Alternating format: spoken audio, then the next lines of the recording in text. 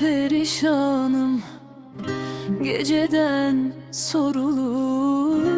Bu kalp susar mı?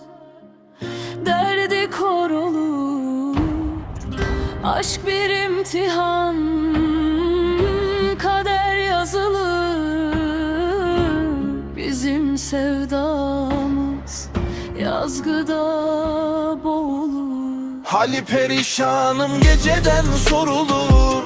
Bu kalp susar mı, derdi kor olur. Aşk bir imtihan, kader yazılır. Bizim sevdamız yazgıda boğulur. Hali perişanım, geceden sorulur. Bu kalp susar mı?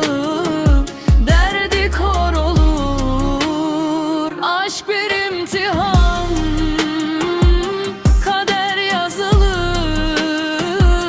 Bizim sevdamız yazgıda boğulur.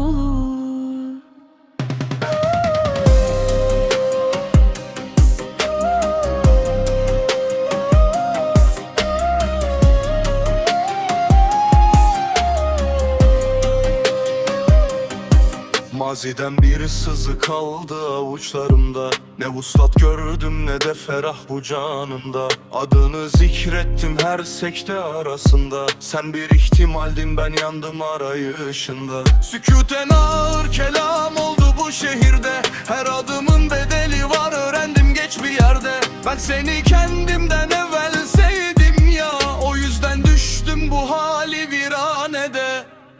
Hali perişanım, geceden sorulur. Bu kalp susar mı, derdi kor olur. Aşk bir imtihan, kader yazılır. Bizim sevdamız yazgıda boğulur. Hali perişanım, geceden sorulur. Bu kalp susar mı?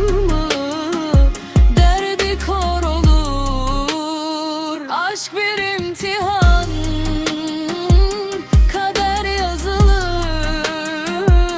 Bizim sevdamız yazgıda boğulur. Ben de sustum zira söz kifayetsiz. Gönül darmadağın, akıl itaatsiz. Senin yokluğun bir nevi hicran. Gülüşüm zahir, içim zindan. Beni yar sandın, belki ben derman. İki yaralıydık sandık merhem. Nasibimiz ayrılık çıktı nihayet.